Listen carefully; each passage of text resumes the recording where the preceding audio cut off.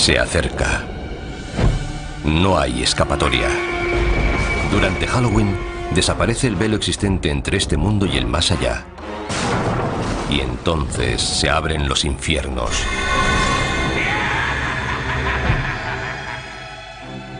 Las personas se asustan entre ellas desde que existe Halloween. Pero ¿cuánto tiempo hace de eso? ¿Cuál es su origen? ¿Y por qué nos disfrazamos y hacemos lámparas con calabazas? ¿Para satisfacer nuestros miedos más profundos?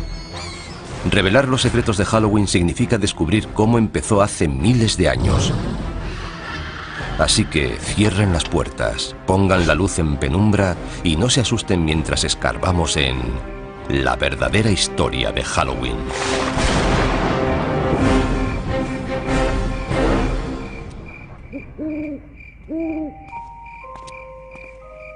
¿Cómo se puede describir Halloween sin que parezca que estás loco? Niños disfrazados van de puerta en puerta y nos amenazan. Nosotros, como respuesta, les damos golosinas. ¿Pero por qué? ¿Por qué tallamos caras en frutos y encendemos dentro velas? ¿Y por qué adornamos nuestras casas con ataúdes y tumbas? Lo cierto es que disfrutamos pasando un miedo de muerte. Halloween consiste en ser otro, en salir de nuestra propia piel. Lo soportamos porque sabemos que es solo una noche.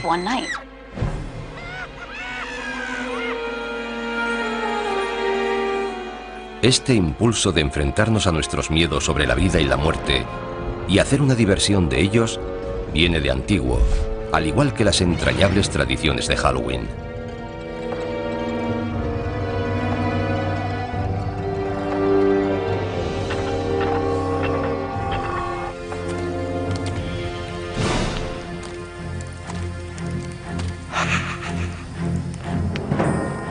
Tiene un origen muy antiguo que se remonta al calendario celta. Las tribus celtas dividían el año en una mitad luminosa y otra mitad oscura. El Samhain, su antigua celebración, fue la precursora de nuestro Halloween. Representa el inicio de la mitad oscura. Hace miles de años, los celtas, una de las primeras tribus de Europa, celebraban con hogueras el Samhain, festival de la cosecha, la noche del 31 de octubre, para dar la bienvenida a su nuevo año. Para los pueblos antiguos, la cosecha marcaba la diferencia entre la vida y la muerte. Si se perdían los cultivos, la gente moría de hambre. La muerte siempre estaba cerca. La época de la cosecha podía ser bastante tenebrosa.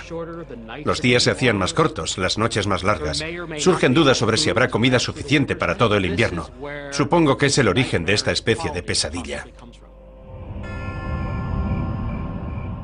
Era como una especie de aviso. Llega el frío y la oscuridad.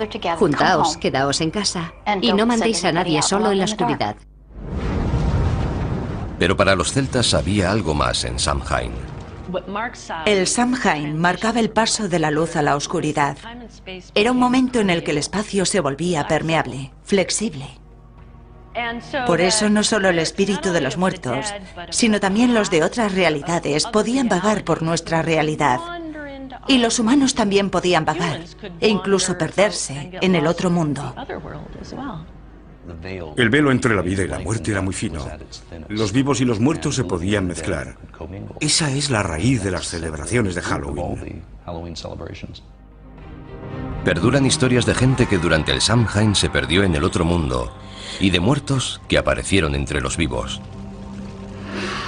Pero lo cierto es que sabemos muy poco sobre Samhain. Solo podemos suponer que las hogueras dieron lugar a una figura muy familiar en Halloween.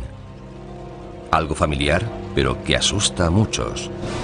El murciélago. Antes de que existiera la electricidad, la única forma de ver a un murciélago era con el fuego. Y es bastante común verlos alrededor del fuego, porque los murciélagos comen insectos, y los insectos se sienten atraídos por la luz. Los murciélagos salen por la noche, y la noche era un tiempo que daba miedo.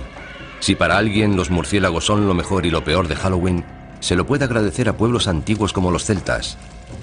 Y no eran la única cultura antigua con costumbres aterradoras. Otros incluso visitaban a sus muertos. Muchas culturas dedican un día o un par de días a celebrar y reconocer la muerte.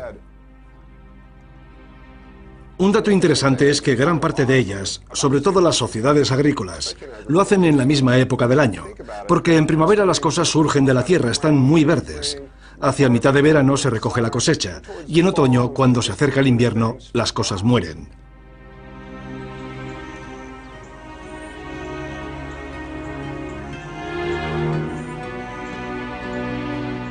Pero ¿cómo han llegado hasta nuestros días esas tradiciones antiguas? En la cultura occidental fueron preservadas principalmente por los cristianos. En un curioso e inesperado giro de la historia, cuando el cristianismo se comenzó a extender, adoptó y readaptó las costumbres paganas en vez de intentar acabar con ellas. Eso facilitaba la conversión de los paganos. Un festival pagano clave que recibió el maquillaje cristiano fue Lemuria. En él, los celebrantes aplacaban a la muerte y culminaba el 13 de mayo. Era el más espeluznante de los días que tenía el calendario romano para celebrar la muerte. Durante Lemuria, lo que denominaban las larvas, los fantasmas de los fallecidos volvían para perseguir a la gente. Para acallar a los muertos, los paganos romanos echaban leche sobre sus tumbas o les ofrecían pastelitos. Pero en el siglo VI después de Cristo, la Iglesia adoptó Lemuria, convirtiendo el 13 de mayo en el Día de Todos los Santos, un día en honor de los muertos más sagrados de la cristiandad.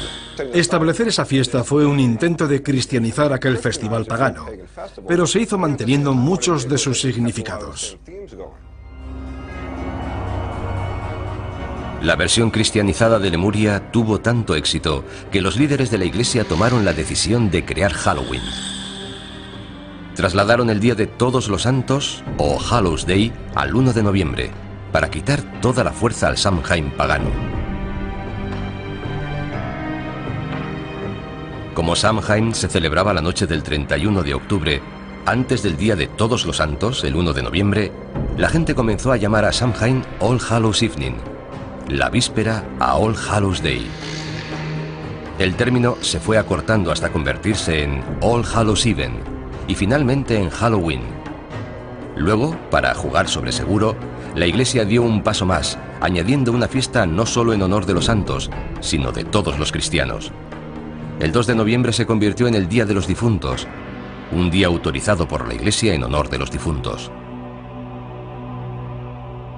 Eso es muy importante para Halloween, porque de ahí nace la asociación de Halloween con los difuntos y lo sobrenatural. Así que, gracias a la Iglesia por inspirar los elementos espeluznantes de Halloween. Pero esperen, todavía hay más. La Iglesia también ayudó a establecer la tradición del truco o trato. Todo comenzó durante la Edad Media, en el Día de los Difuntos, cuando los sacerdotes dijeron a los cristianos que rezaran por las almas atrapadas entre el cielo y el infierno en un mundo de tinieblas llamado purgatorio. El purgatorio no era un lugar agradable. No es el infierno. No es tan malo como el infierno, pero aún así es bastante desagradable. Se sufre atascado allí. Afortunadamente puedes hacer algo por esas almas. Puedes rezar por ellas. ¿Y cómo salían las almas del purgatorio? Según la Iglesia, si se ofrecían oraciones suficientes por ella, un alma podía volar hasta el cielo.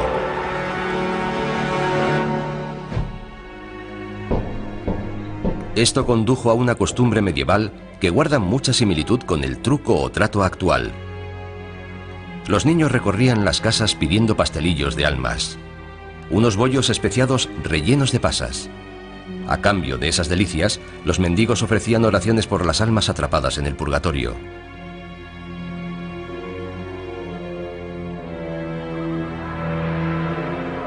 Este precursor del truco o trato actual se convirtió en una preocupación para los cristianos medievales, al igual que otro futuro elemento esencial para Halloween: las brujas. Para la gente de la Edad Media era perfectamente lógico creer que había demonios y brujas. Si había demonios y brujas y eran responsables de las cosas malas del mundo, era lógico perseguirlos y matarlos. Así veían el mundo. El pánico a las brujas del siglo XVI contribuyó a establecer el aspecto del personaje que para muchos personifica Halloween. Casi siempre mujeres, las brujas eran consideradas aliadas de Satán. Seguramente eran curanderas que tenían remedios y ritos transmitidos oralmente de generación en generación. En algún momento, por alguna razón, comenzaron a resultar sospechosas para la gente religiosa que la rodeaba. Y muchos de los símbolos asociados con estas mujeres, que seguramente vivían solas, y por supuesto es probable que fueran excéntricas, se acabaron relacionando con las brujas. Con el tiempo, a medida que más y más mujeres fueron siendo acusadas de brujería, sus objetos cotidianos de cocina adquirieron dimensiones siniestras y se han convertido en iconos de Halloween. Algo tan mundano como una escoba se convirtió en un elemento del mal, además de en un medio de transporte. Otro accesorio presente en la guarida de todas las brujas era perfecto para cocinar pociones maléficas: la marmita. Las marmitas se hicieron muy populares. Naturalmente, era algo que había en todos los hogares de la Edad Media. Era un elemento básico para cocinar. El sombrero puntiagudo de las brujas fue una variación del sombrero de las mujeres del campo medievales. Y por supuesto el misterioso asesino acechante con ojos resplandecientes: el gato. No es de extrañar que se asocie a los gatos con las brujas y Halloween. Los gatos son un poco enigmáticos. Además, suelen estar cerca de los fogones y de las escobas. Por eso se los asocia con la brujería y Halloween. Gatos negros y brujas, cementerios y fantasmas. Los elementos aterradores de la gran noche gótica norteamericana iban tomando forma. Estas figuras macabras no tardaron en pasar al Nuevo Mundo, donde han ayudado a crear el gran espectáculo que conocemos hoy.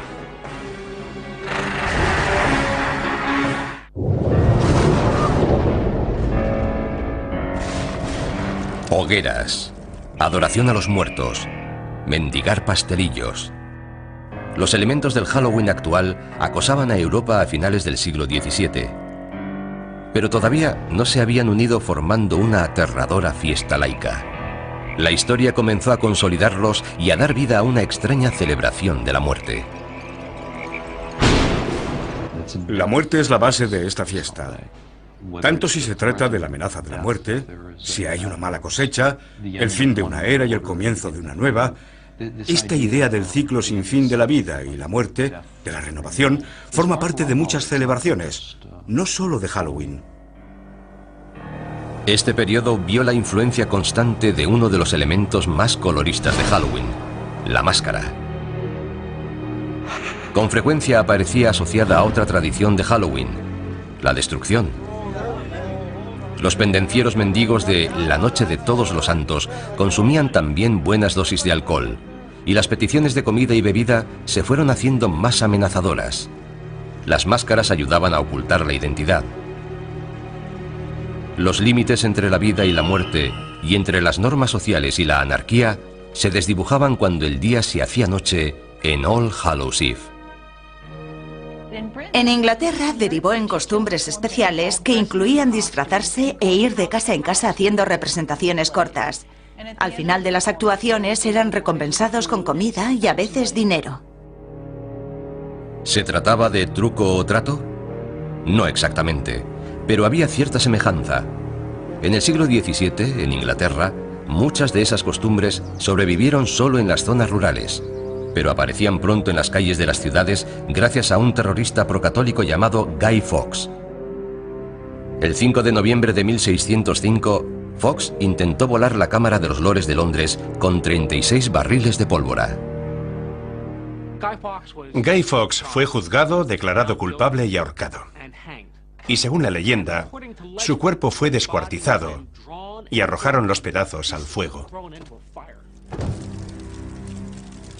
Al año siguiente y todos los años posteriores, en el aniversario del ataque fallido, los niños de Londres se burlaron del recuerdo de Guy Fawkes, causando el caos en las calles, manifestándose, mendigando y haciendo hogueras.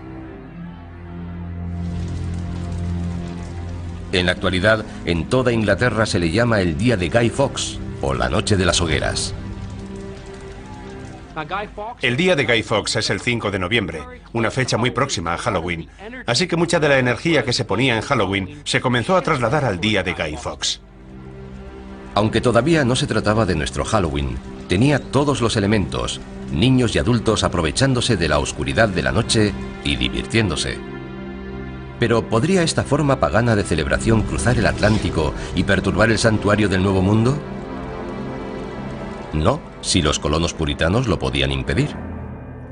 La visión del mundo de los puritanos se basaba en gran parte en la Biblia. Y en la Biblia, además de Dios, aparecen demonios, ángeles, toda una colección de seres sobrenaturales. Ellos se enfocaron en las fuerzas del mal. Para los puritanos de Nueva Inglaterra, lo sobrenatural era una fuerza oscura y amenazadora, no la superstición inofensiva que inspiraba una fiesta. Pese a sus esfuerzos por acabar con la tradición de Halloween antes de que arraigara, un par de celebraciones del día de Guy Fawkes llegaron hasta la costa de América. Otros colonos toleraban e incluso adoptaban las tradiciones que los puritanos consideraban como una amenaza. Se había plantado la semilla de una celebración que se convertiría en el Halloween norteamericano. Se encuentran retazos aquí y allá de gente celebrando fiestas de disfraces o algo similar. Pero es difícil señalar algo a lo que de verdad se pueda llamar Halloween. Por ejemplo, hay una descripción de 1883 de un Halloween. No trataba de una fiesta, sino de una pequeña reunión alrededor del fuego donde se contaban historias de fantasmas. Algo más espeluznante. La imagen de un espíritu o fantasma se iba a unir a los esqueletos y las brujas en una danza macabra de Halloween. A mediados del siglo XIX, Norteamérica se preparaba para una celebración mucho más oscura. Al cabo de 4 largos años, la Guerra Civil acabó en 1865 con más de 500.000 de muertos. La Guerra Civil dejó atrás tal cantidad de cadáveres sin identificar que este país estaba obsesionado con la muerte. La mayoría de los soldados murieron en lugares desconocidos. Nadie sabía qué les había pasado. Así que había un sentimiento muy profundo de puede que vuelvan, quizá no estén muertos. Es perfectamente lógico que la gente contara historias de fantasmas. Las primeras historias de fantasmas de Halloween eran sobre gente que volvía a casa. Es la época en la que empezó de verdad la historia del Halloween norteamericano.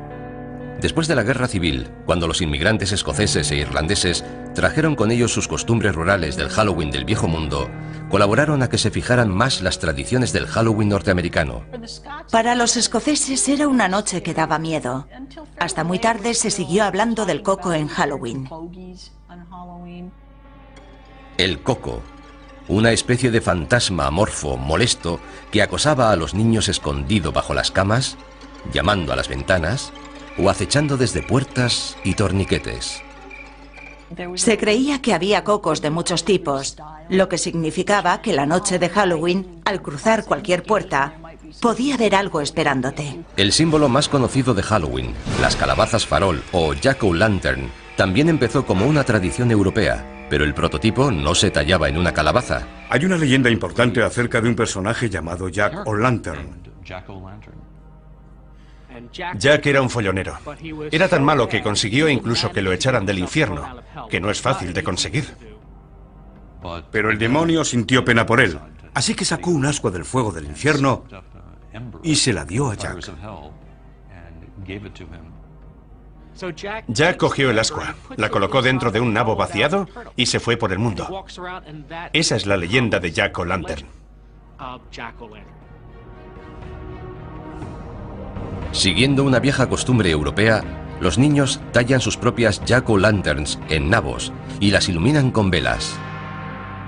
La primera referencia que tenemos en los Estados Unidos de la jack-o'-lantern pertenece a Nathaniel Hawthorne, el autor de Cuentos 2 veces contados. Habla de alguien con un abrigo raído, lleno de agujeros, que cuando se exponía a la luz brillaba como una jack-o'-lantern. Los norteamericanos mejoraron la tradición de la jack-o'-lantern. Cambiaron el duro nabo del Viejo Mundo por una calabaza grande y redonda, y apareció el sello de identidad de Halloween. Durante la Guerra Civil, las posibilidades expresivas de tallar las calabazas eran muy conocidas.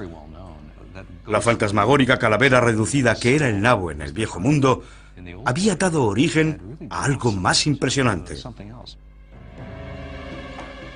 Por lo general, las calabazas se cosechan hacia Halloween, y los niños se dieron cuenta de que la Jack-o'-lantern podía ser la mejor arma de un bromista la noche de Halloween. Los niños se dieron cuenta de que podían hacer algo fantástico. Podían coger una calabaza, vaciarla y colocar dentro una vela. Luego podían coger la calabaza, colocarla sobre un palo, poner una sábana alrededor e ir por ahí con ella. La podían colocar delante de una ventana y era una imagen aterradora. Las Jack-o'-lanterns se convirtieron rápidamente en la cara de Halloween, y los inmigrantes escoceses e irlandeses también trajeron con ellos el Halloween más bullicioso y bromista. En la noche de Halloween, a finales del siglo XX, había un mundo oscuro de problemas esperando a los muchachos norteamericanos.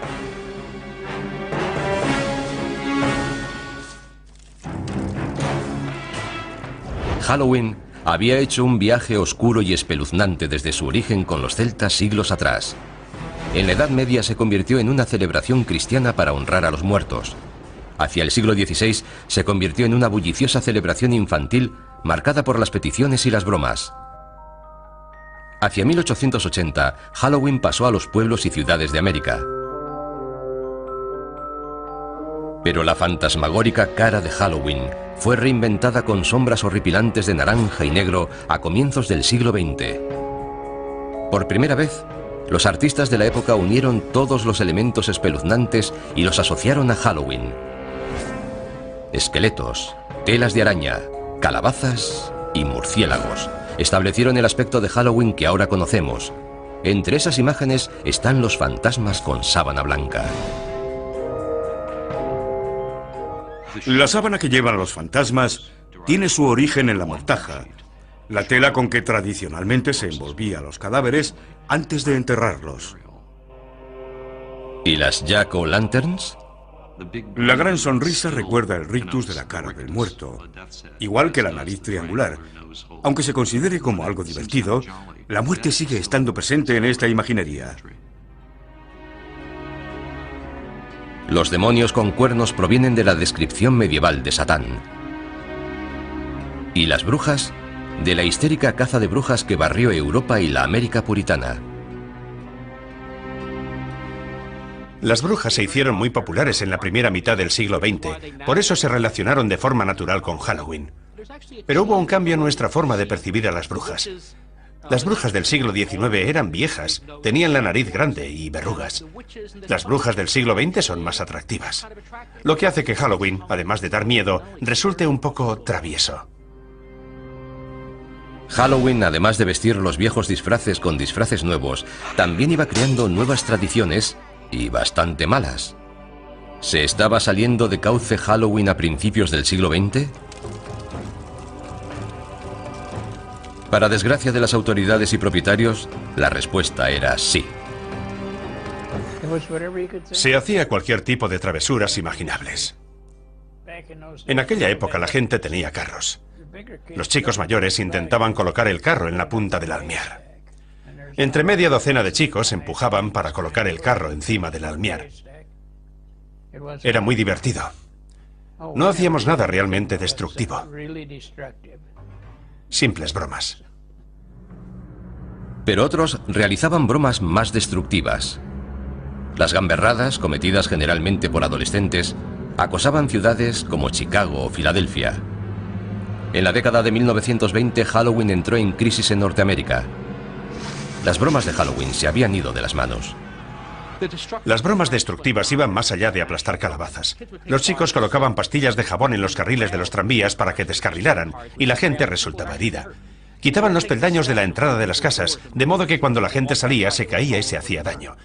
Provocaban incendios, tiraban piedras contra las ventanas. Cosas realmente destructivas. En las comunidades rurales, los bromistas desmontaban carromatos y los volvían a ensamblar en los tejados. Quitaban las puertas de los cercados de las granjas para que los animales pudieran escapar.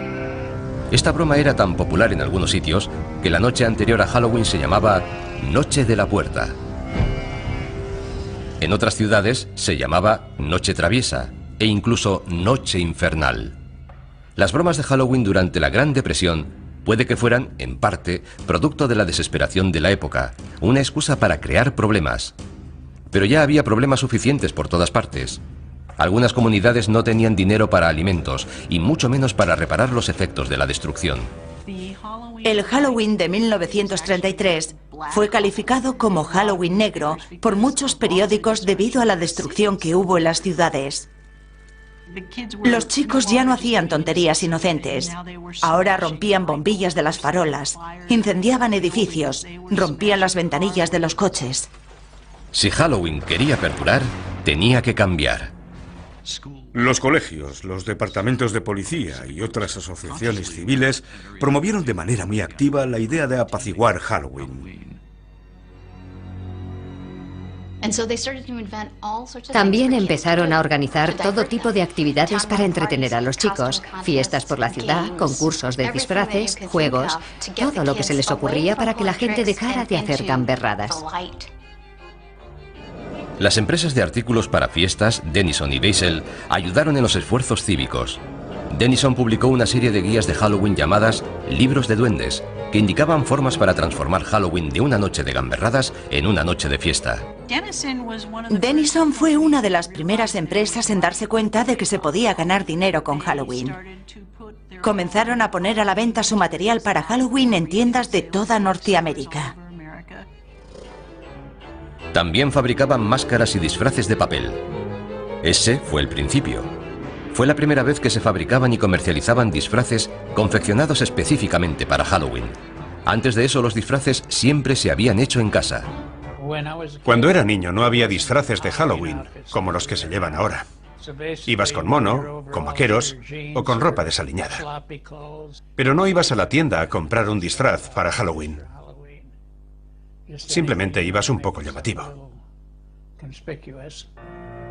Los disfraces de papel eran elegantes y mejores que los hechos en casa, pero tenían sus inconvenientes. Por desgracia, mucho de aquel papel era inflamable. Me sorprendió la cantidad de notas de periódicos que encontré sobre disfraces que habían ardido. Al poco tiempo, otros fabricantes que se querían introducir en el mercado infantil de disfraces para Halloween comenzaron a hacer disfraces más duraderos. Los primeros disfraces confeccionados de Sears aparecieron hacia 1930 y ya no pararon. Los disfraces se inspiraban en los personajes de la radio y los tebeos. Disfraces para fiestas, disfraces para el campo, para desfiles callejeros, para fiestas en los colegios, fiestas en las iglesias. Halloween era un gran acontecimiento social. Los desfiles de Halloween también contribuyeron a sacar la celebración de las sombras y llevarla a la vista del público. Puede que Allentown, Pensilvania, celebrara el primer desfile en 1905, pero otras poblaciones no tardaron en seguirla. Toms River, Nueva Jersey, en 1919, Anoka, Minnesota, en 1920. Desde aquella época, Anoka ha celebrado el desfile todos los años. De hecho, la ciudad se llama a sí misma la capital mundial de Halloween.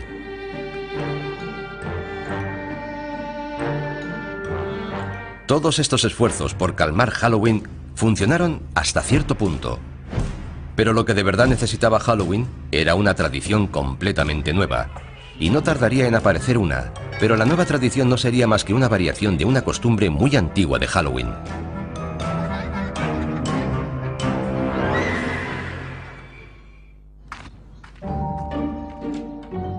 Hola. Truco o trato. La frase que derrama cataratas de caramelos en calabazas de plástico y fundas de almohada por toda Norteamérica la noche del 31 de octubre.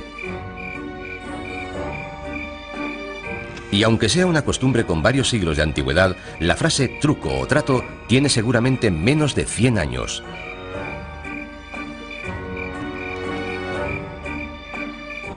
Truco o trato es algo muy nuevo. La gente cree que truco o trato tiene siglos, pero no es así.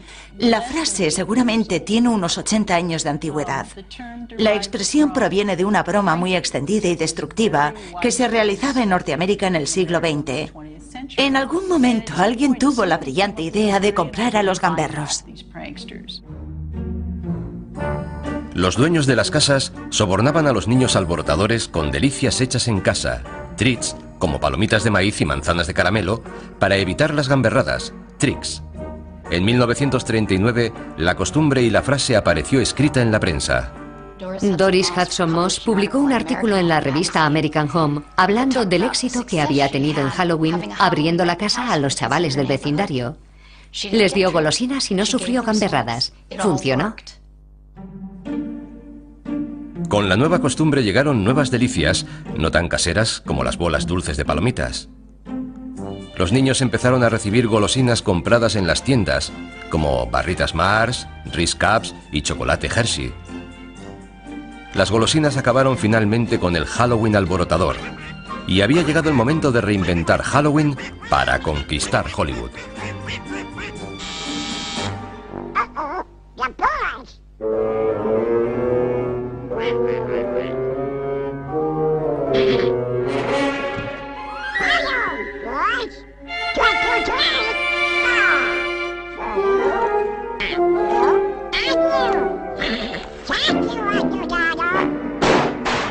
Halloween se estaba convirtiendo en un fenómeno de la cultura pop, una fiesta nacional adoptada por millones de personas que se lanzaban como carroñeras a disfrutar de dulces fabricados de manera industrial. De niño me encantaba Halloween. Participaba de forma activa. Me encantaban los rituales y las bromas. Me encantaban las travesuras. Me encantaba ir de casa en casa disfrazado pidiendo caramelos y la fiesta que había luego. Era algo fantástico. En 1966 Halloween encontró un hogar donde toda la cultura pop acabó por hacerlo: la televisión. Halloween rompió marcas cuando América hizo Truco o Trato con Charlie Brown.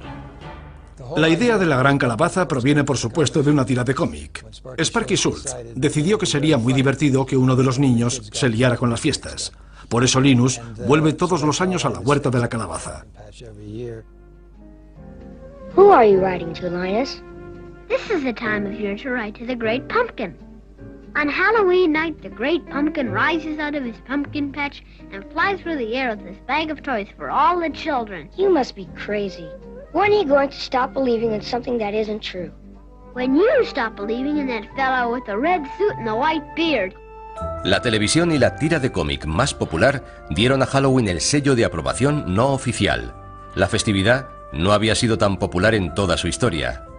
Pero los dibujos animados sobre Halloween para niños eran una cosa y una película para adultos con Halloween como tema otra muy distinta.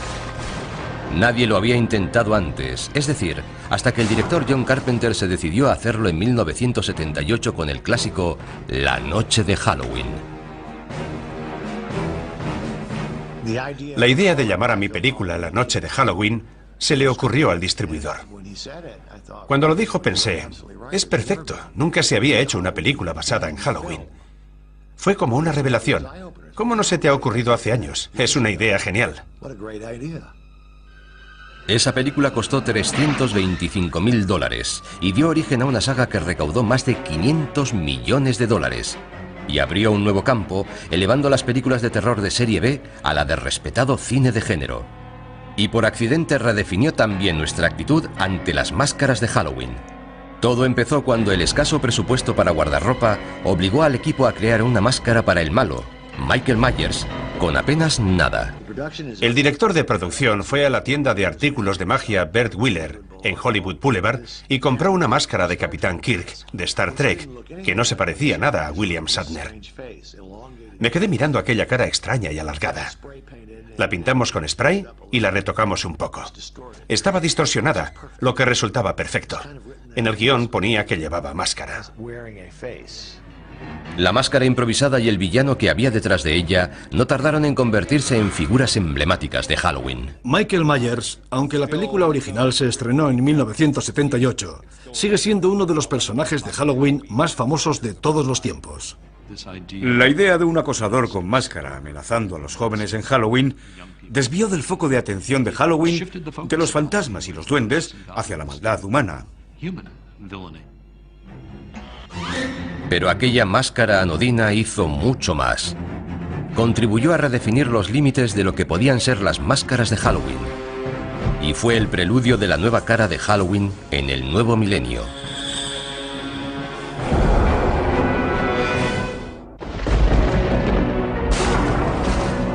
Durante cientos de años, las máscaras y las vestimentas han sido la forma de disfrazarse de los asistentes a las fiestas. Ahora se han convertido en un negocio que mueve millones. Una tienda dedicada a Halloween en Burbank, California, Halloween Town. Se ha hecho tan famosa que abre 12 meses al año para satisfacer las necesidades de disfraces de sus clientes. Teníamos este negocio desde hacía 10 años y queríamos que fuera algo especial. Así que decidimos abrir todo el año, tener una tienda permanente decorada de forma aterradora. Pone a la gente de humor para comprar en Halloween. Hay material para Halloween por toda la tienda, pero el corazón del negocio de Halloween Town son las máscaras. Tenemos decenas de máscaras, tenemos los mejores zombies, los mejores payasos. Las máscaras y los disfraces han sido siempre un buen método para librarse de las culpas. En una situación como Halloween, resultan perfectos. De niño me encantaban las caretas, pero por lo general, en la tienda local, solo encontrabas plástico de mala calidad, máscaras endebles que perdían la forma. A medida que ha ido pasando el tiempo, ha evolucionado en una forma de arte y se dedica mucho tiempo a modelarlas y pintarlas. Se ha llegado al punto en que puedes conseguir una máscara cara de calidad que rivaliza con las de las películas.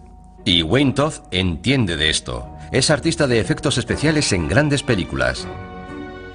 Tenemos muchos clientes que quieren máscaras caras, de calidad, y nos esforzamos en satisfacerlos. Tenemos disfraces de gama alta, chaquetas elegantes y todo tipo de accesorios que no puedes encontrar en otra parte. Intentamos que sea lo que busques, lo puedas encontrar aquí.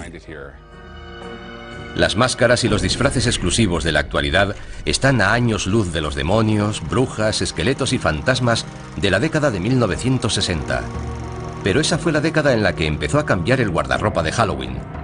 Hollywood comenzó a influir en lo que los niños llevaban para convertirse en sus personajes favoritos de la televisión o el cine. En la actualidad, la tendencia se ha convertido en obsesión. Series de películas como Pesadilla en Elm Street, Scream y La Noche de Halloween han inspirado a legiones de niños a vestirse para matar. Llevar la máscara del asesino, del fantasma o del esqueleto te da una sensación de seguridad y también de poder. Porque el monstruo no te puede atrapar si tú eres el monstruo. Las máscaras de los asesinos psicópatas forman parte de la evolución de los gustos en Halloween. La única regla ahora es que no hay reglas. Las máscaras se inspiran en la cultura pop, la religión, la política, lo que sea. Y cada vez más las caras que hay detrás de ellas no son de niños, sino de adultos. Halloween se ha convertido en una actividad para adultos. Y no creo que fuera ese el caso hace 50 o 60 años. Se trata de un día específicamente dedicado a que puedas ser lo que no eres normalmente. Te puedes ocultar detrás de una máscara, puedes llevar ropa que jamás llevarías el resto del año, y la gente disfruta con ello. Lo cierto es que el Halloween del siglo XXI es tanto una fiesta para adultos como para niños. Tenemos niños que han crecido y sienten mucha nostalgia por Halloween. Así que Halloween vuelve a cambiar y se convierte en una celebración para adultos. El negocio actual de Halloween atiende a todo el que se quiera unir al espíritu de la celebración con fiestas temáticas y atracciones como casas encantadas. Hace 50 años, cuando eras demasiado mayor para truco o trato, te tenías que quedar en casa repartiendo caramelos. No tenías actividades para hacer. En la actualidad hay una industria imaginativa de casas encantadas para adultos. En los Estados Unidos funcionan todos los años unas 4.000 casas encantadas.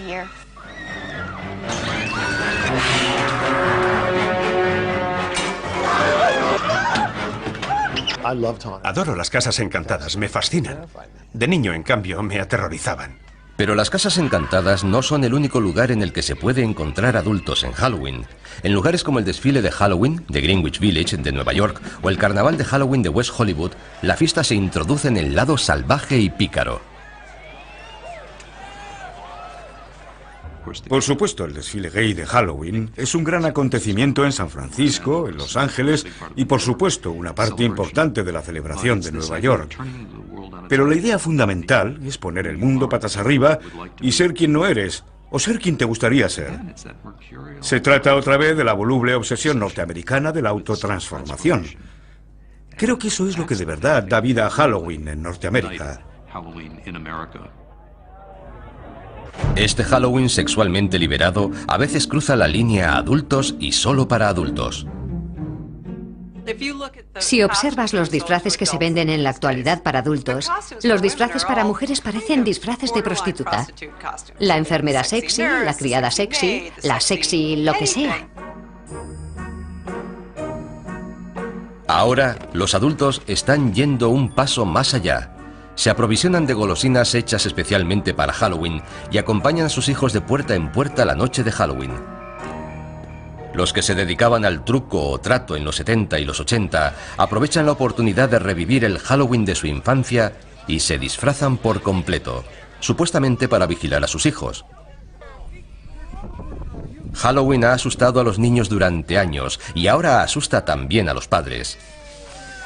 Les da miedo mandar a sus hijos sin supervisión a un mundo hostil lleno de caramelos envenenados y manzanas con cuchillas de afeitar. Pero no deberían tener miedo. He crecido oyendo hablar de manzanas con cuchillas de afeitar. Está claro que se trata de una leyenda contemporánea, de una leyenda urbana. Existe una gran preocupación social al decir a los niños que acepten caramelos de desconocidos. Así que han surgido muchas historias sobre cuchillas en manzanas de caramelo, etc. Todos los años los padres se preocupan mucho por ello. ¿Han existido alguna vez manzanas de caramelo con cuchillas? Creo que en un par de ocasiones. Pero por supuesto habría que preguntar qué fue primero, la historia o el suceso. Cuchillas en manzanas, calabazas, pasteles de almas. Entre ellos han conformado la leyenda, la sensación de Halloween que percibimos. El Halloween actual tiene muchas máscaras. Es un día para que los adultos exploren un poco más sus fronteras. Muchas mujeres quieren tener un lado sexy y solo lo manifiestan en Halloween. Quizá deberían hacerlo con más frecuencia.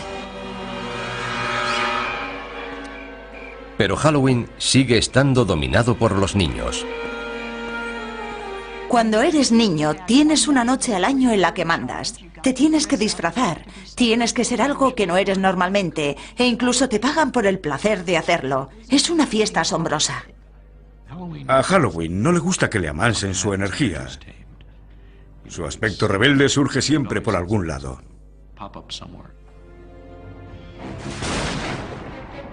Si miramos con atención, veremos que Halloween es un escaparate de todo lo que teme el hombre. A lo largo de los siglos hemos aprendido a convivir con lo que más nos asusta. Y ahora, el 31 de octubre, convertimos nuestros miedos en diversión. Así que cuidado con las casas encantadas y las puertas chirriantes, las sábanas hinchadas y la luna llena. Y no te sorprendas si una calabaza sonriente te desea ¡Feliz Halloween!